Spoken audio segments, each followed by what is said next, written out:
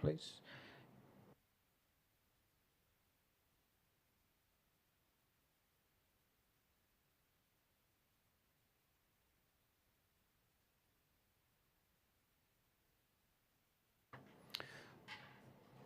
Well, councillors, I can confirm that we are now back on air, live streaming. To those who may be still listening, we have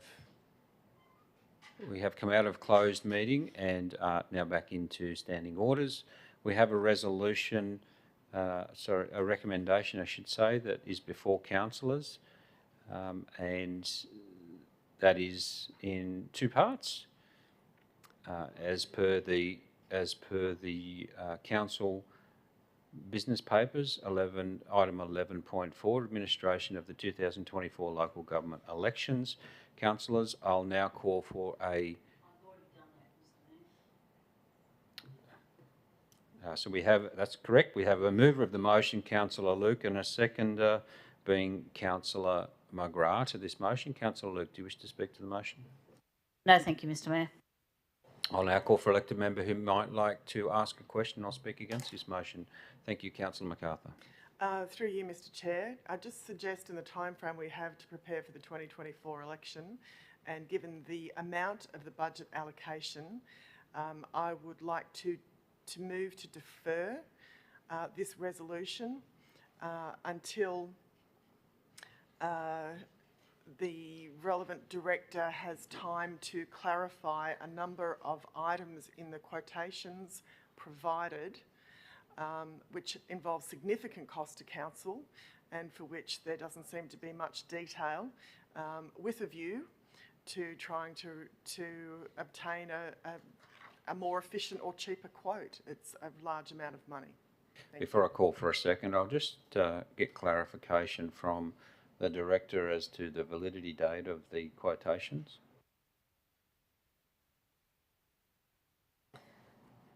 Thank you, Mr Mayor, and through you. So just clarifying in relation to the quotation that we do have on hand from the Electoral Commission, which is the basis of the recommendation of the report.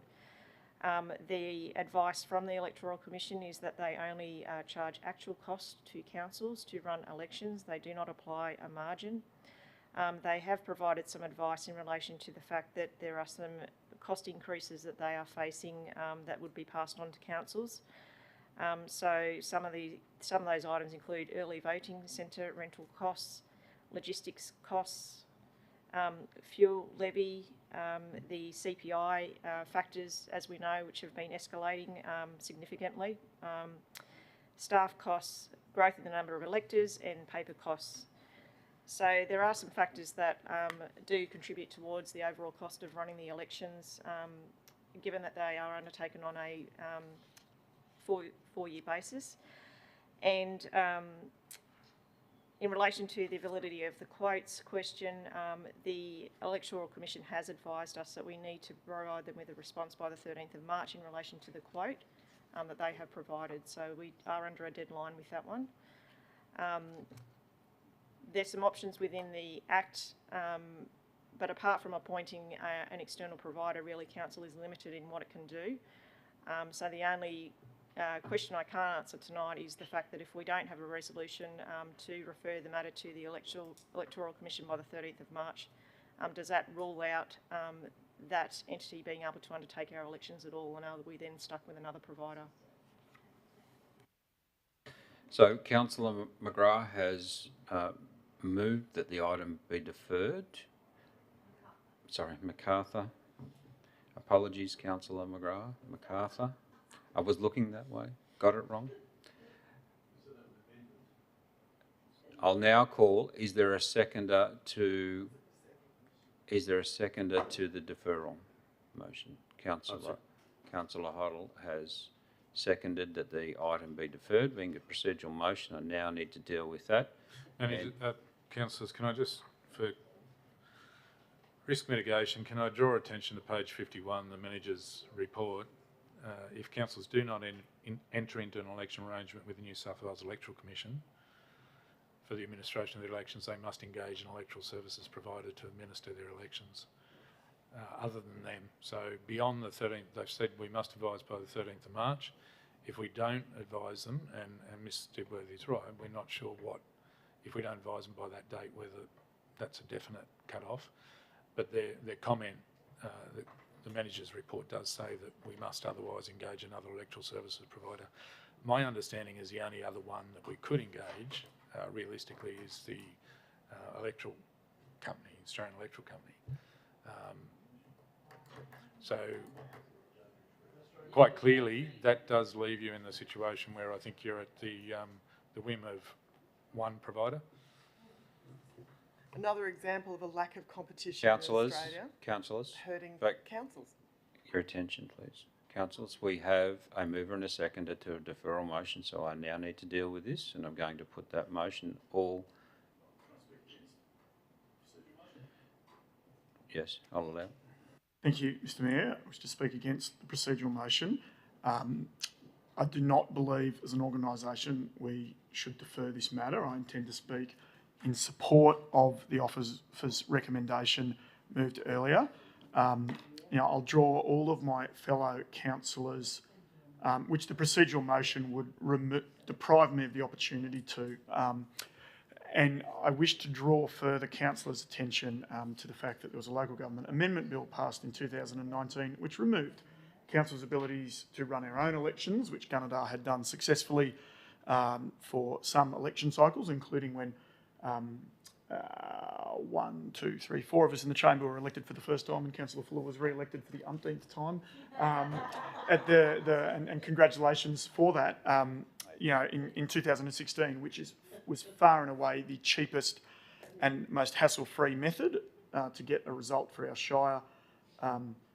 I speak with the benefit of being an elected member in 2019 when we spent numerous workshops and council meetings combing through our options for this, and far and away the best option was to select the New South Wales Electoral Commission to conduct the election because, as the General Manager has alluded to, there are very, very, very limited alternate suppliers whom are for-profit enterprises, and without wishing to mention something that may or should have been mentioned in closed council, there is some considerable difference in the cost basis available to us if we are trapped with that option.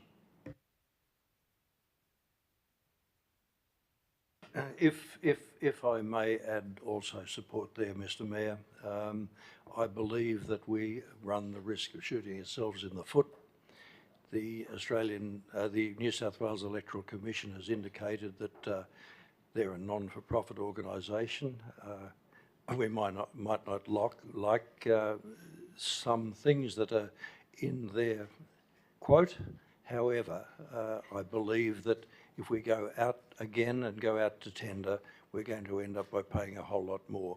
I think that we cut the pain now and we take the quote, because I believe that if we delay any longer, we're going to end up in a much worse position. So I urge my fellow councillors to adopt the recommendation as it stands.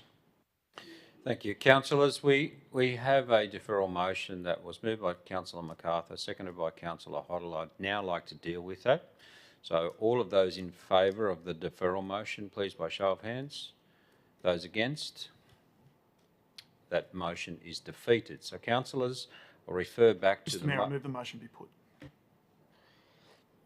Okay, I will put the motion, councillors. We have a mover and a seconder. That's another great procedural motion. Thank you, Councillor O'Keefe. And the motion you'll see before you, councillors, has not changed from items 1 and 2.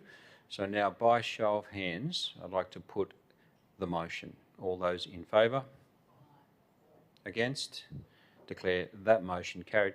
Councillors, that is the last item to deal with in our first general ordinary council meeting back for 2023. It was great for you to be in attendance. It was enjoyable to be back in council and debating all those great items on behalf of our community. I now declare the meeting closed at 6:35. Thanks for your attendance.